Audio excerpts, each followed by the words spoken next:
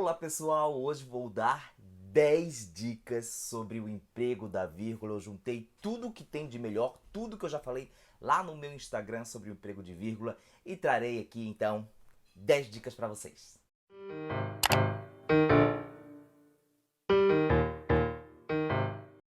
Mas primeiramente, pessoal, você já sabe, se inscrevam no canal, deixem o seu like também no vídeo, compartilhem o vídeo nas redes sociais e ativem o sininho de notificações, porque assim, sempre quando eu colocar algum vídeo novo por aqui, vocês serão disso notificados. Então já sabem, já deixa o seu like antes mesmo de continuar a assistir ao vídeo, porque eu tenho certeza que vocês vão amar o vídeo de hoje, porque eu trouxe 10 dicas sobre esse sinal de pontuação que muitos tem muita dificuldade. Mas com o vídeo de hoje vai ser, ó, facinho de distinguir as hipóteses de emprego ou não da vírgula. E a dica de número 1 é uma regra muito simples, mas que muita gente não segue na escrita de peças jurídicas e por isso acaba cometendo erros aí grosseiros, erros toscos. Então, vamos lá!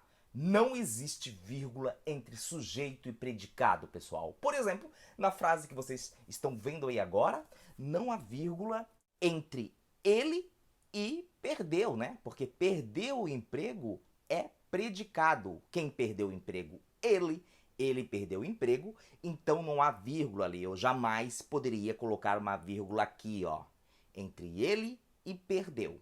E pessoal, cuidado, não há vírgula, essa é uma regra, não há vírgula entre sujeito e predicado, mesmo se o sujeito for de longa extensão, tá bom? Aí é que vocês erram muito. Vejam essa frase. O mesmo decreto que fixou sua remuneração estabeleceu a política de atualização desse valor. Pessoal, ali, o sujeito qual é? Quem é que estabeleceu a política? O mesmo decreto que fixou sua remuneração. Beleza? Então essa vírgula aqui não pode existir e vocês escreverão, portanto, a frase assim. O mesmo decreto que fixou sua remuneração estabeleceu a política de atualização desse valor, sem vírgula, depois de remuneração. E pessoal, preste atenção aqui agora, ainda dentro dessa primeira regra aí de que não há vírgula entre sujeito e predicado, não há vírgula entre sujeito e predicado, mesmo se o período estiver invertido, gente. Olhem lá. Funcionou como representante do Ministério Público o excelentíssimo senhor João da Silva. Eu tenho visto muito essa vírgula aí depois de Ministério Público. Não. Quem é o sujeito ali? O excelentíssimo senhor João da Silva. O sujeito, reparem, está depois do predicado. É por isso que eu vou colocar a vírgula? Não. Não tem vírgula entre sujeito e predicado, ainda que o sujeito esteja depois do predicado. Legal? A dica número 2 tem a ver com a fluência da oração. Vocês colocarão a vírgula para interromper a fluência, a normalidade da oração. Vamos começar com essa frase aí. Alega que o prazo prescricional ainda não havia encerrado. Tranquilo, né, gente? Agora, se vocês colocarem alguma coisa ali, interrompendo a fluência da oração, se vocês colocarem alguma informação, essa informação terá de vir entre vírgulas. Reparem, alega que na data do ajuizamento da ação, o prazo prescricional ainda não havia encerrado. Reparem que agora eu coloquei a informação na data do ajuizamento da ação. Então, se eu coloquei essa informação aí, essa informação deve vir entre vírgulas, gente. Nesse caso em que a informação interrompe a fluência da oração, vocês vão optar por colocarem ou não a vírgula. Vejam. Então, vocês poderão escrever assim, alega que, na data do ajuizamento da ação, o prazo prescricional ainda não havia encerrado, né?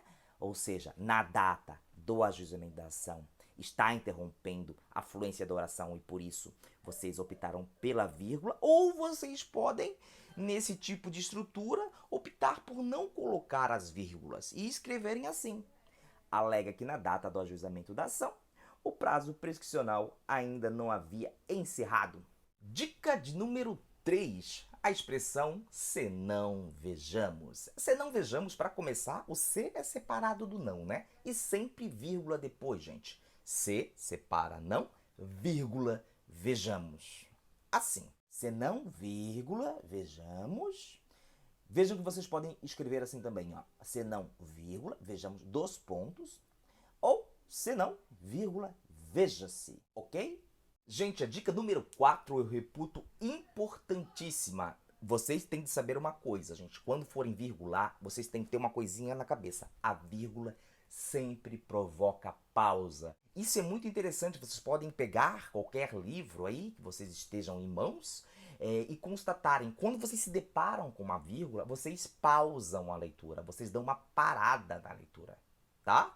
Vamos observar. Está aparecendo neste momento uma frase aí para vocês. Vejam só. Contudo, na impossibilidade de devolução do bem, deve o banco depositar a quantia.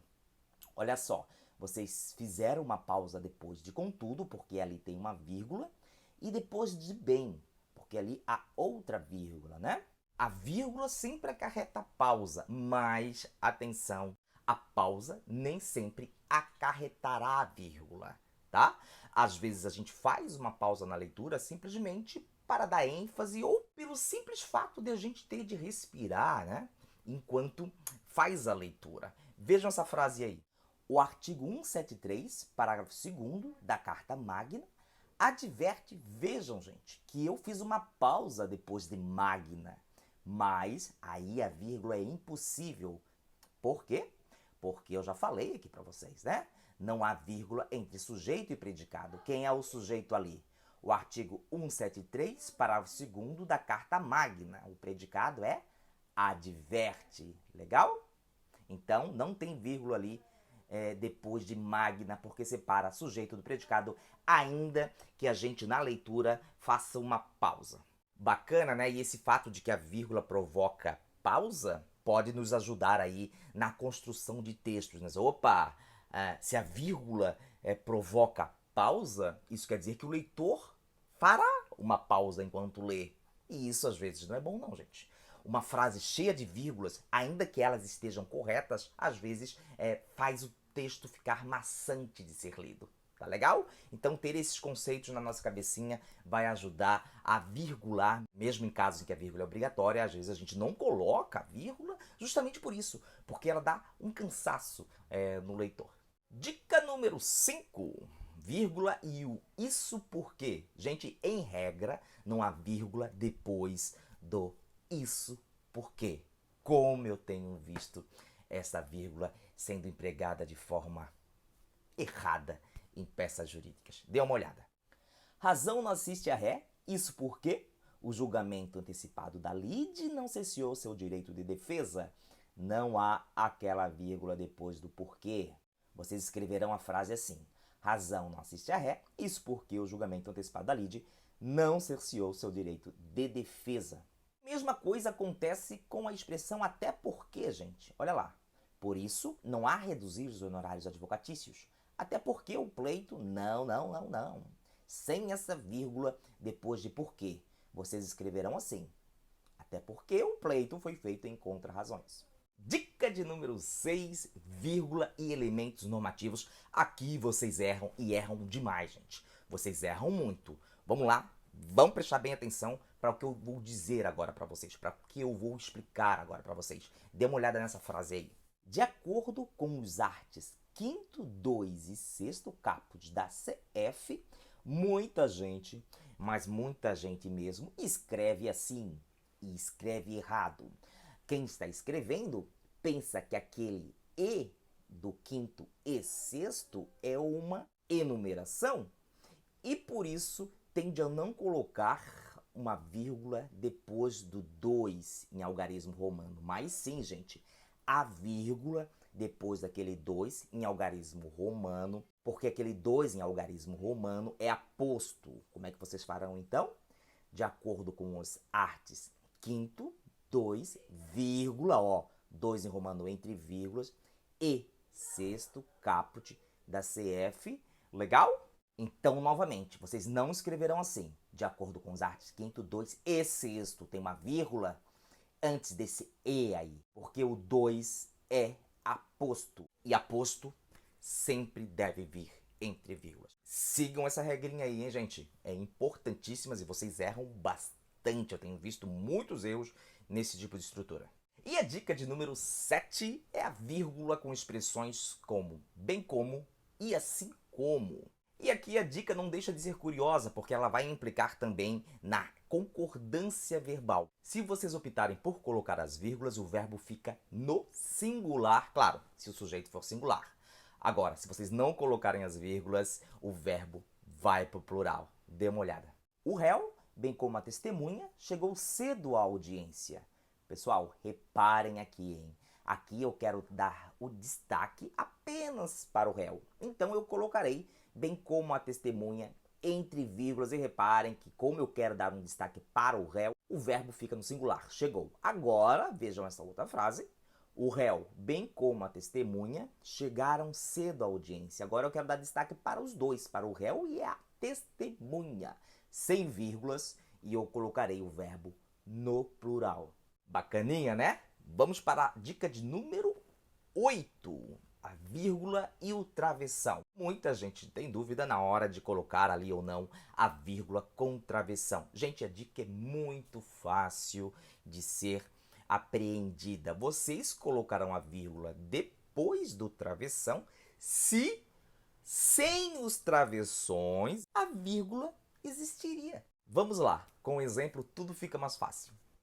Embora seu recurso não tenha sido conhecido, travessão, por ausência de preparo, travessão, contra o respectivo acórdão ajuizou ação rescisória.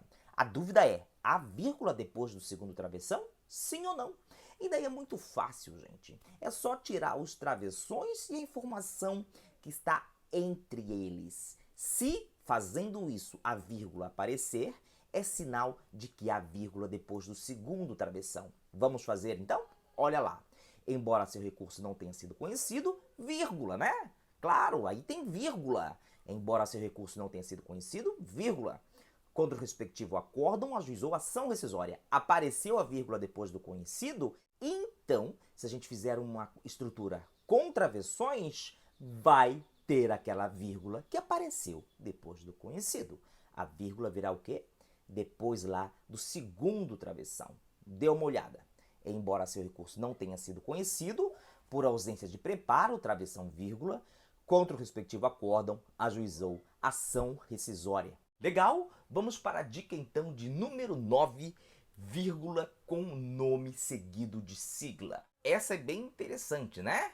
Uma coisinha básica que vocês devem saber, gente, para esse caso é assim, ó, não há vírgula entre sujeito e predicado. Então, se vocês tiverem um sujeito e esse sujeito vier seguido de sua sigla, a regra continua. Não vai haver vírgula depois da sigla. Querem ver só? Olha lá, na frase a Universidade de São Paulo interpôs apelação, não há vírgula antes de interpôs, né, pessoal? Eu já falei aqui. Não pode haver vírgula entre sujeito e predicado. Ora, se o sujeito for um nome seguido de sua sigla, a regra não vai mudar, não. Vejam a frase. Inconformada, a Universidade de São Paulo, USP, vírgula, interpôs apelação? Não. Quem foi que interpôs apelação? A Universidade de São Paulo, USP. Nada de colocar aquela vírgula depois de USP, tá? Vocês escreverão assim. Inconformada, a Universidade de São Paulo, USP, interpôs apelação.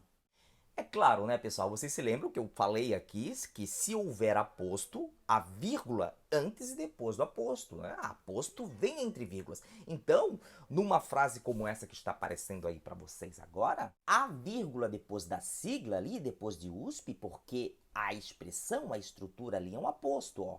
Inconformada, a Universidade de São Paulo, USP, vírgula, renação de reintegração de posse, vírgula, então, renação de reintegração de posse é aposto, por isso, vírgula depois de USP e vírgula depois de posse. Então tá, né, gente? Então, pode haver vírgula depois da sigla?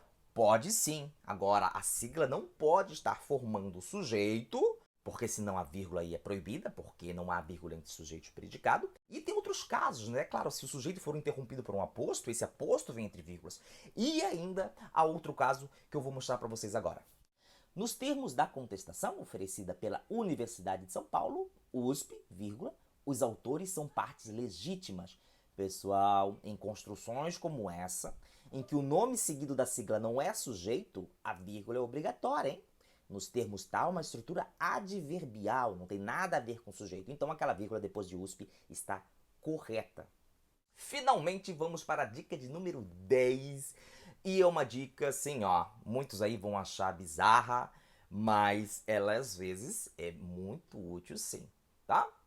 Na dúvida, essa é a dica, na dúvida, não coloquem a vírgula. É melhor vocês não colocarem a vírgula numa frase em que ela é exigida do que colocá-la quando ela é proibida, gente. E olhem só que curioso, uma vez eu fiz um post lá no Instagram comentando justamente essa história, né, de que na dúvida não coloquem a vírgula.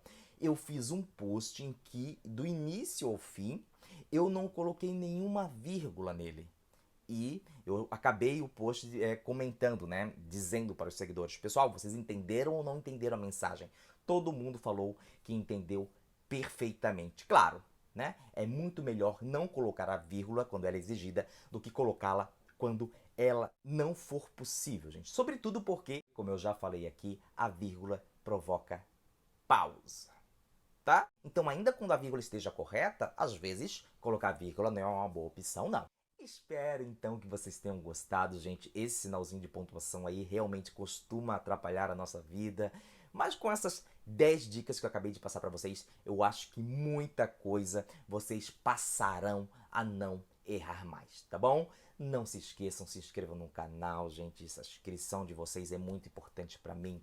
Deixe o like, compartilhem o vídeo nas redes sociais e, já sabe, ativem o sininho de notificação, porque assim, sempre quando eu colocar algum vídeo novo por aqui, vocês serão disso notificados. Vou ficando por aqui, forte abraço e até mais.